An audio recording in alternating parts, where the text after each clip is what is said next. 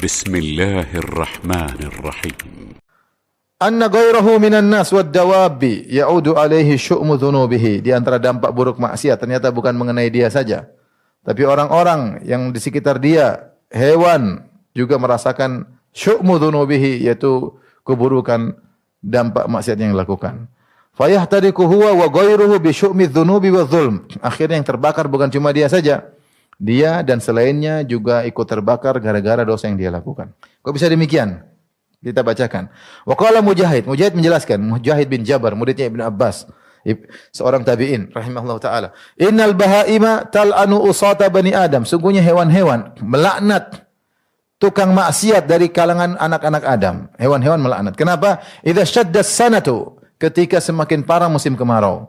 Wa amsakal matar, akhirnya hujan pun tidak turun. Wa taqulu hadza bi syu'mi maksiyati bani Adam. Ini semua gara-gara anak Adam. Mereka tukang maksiat, hujan tidak turun. Yang kekurangan air bukan cuma mereka, kita juga hewan-hewan. Ini contoh. Kita juga hewan-hewan juga merasakan dampak. Contoh di keluarga ada seorang suami punya anak istri. Suaminya tukang maksiat sehingga hartanya seret, susah. Yang susah istri dan anak-anaknya. Istri anak juga kena dampak maksiat yang dia lakukan. Ini terkadang seorang maksiat bukan cuma dia yang kena, tapi orang sekitarnya juga terkena dampak maksiat tersebut. Karena orang tua bermaksiat, anaknya kena dampak. Anaknya ikut-ikutan nakal, gara-gara orang tuanya. Oleh karenanya pelaku dosa itu bukan cuma kena dia. Dari sini sebenarnya menyebutkan kenapa ketika Rasulullah menyebutkan tentang keutamaan orang yang berilmu. Kata Nabi SAW, wa innal alim la yastaghfiru lahu man fis samawati man fil ardi hatta al-hitani fil bahr. Sungguhnya orang alim itu akan dimohonkan ampunan, semua mendoakannya di langit maupun di bumi mendoakan ampunan buatnya sampai ikan di lautan. Maka timbul pertanyaan, kenapa ikan di lautan mendoakan orang alim? Kata para ulama, karena ikan di lautan pun merasakan dampak kebaikan orang alim. Kenapa orang alim akan melarang orang-orang yang melakukan maksiat? Sehingga kalau ketika orang-orang bertakwa, Allah akan bukakan kebaikan langit dari langit dan bumi. Walau anna ahlal qura amanu wattaqau la fatahna 'alaihim barakatin minas sama'i wal ard. Kalau seandainya penduduk suatu negeri bertakwa, kami akan berikan, curahkan keberkahan langit dan bumi. Tapi kalau orang bermaksiat, apa yang terjadi? Zaharal fasadu fil barri wal bahri. Akan nampak kerusakan di lautan.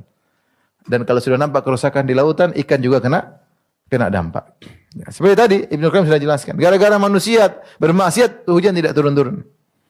Yang ikut merana adalah hewan-hewan juga. Maka seorang berfikir, jangan dia mau menang sendiri. Dia mau lezat-lezat sendiri, dia mau maksiat sendiri, dia mau nonton seenaknya. Ingat, istri anaknya juga kena dampak. Ingat. Dia mau lihat cewek-cewek yang haram untuk dia lihat, ya. Kata dia bersendirian. Ingat, bukan cuma kena kamu aja, kena anak istri juga gara-gara kamu. Ibu juga gitu, ibu-ibu ya.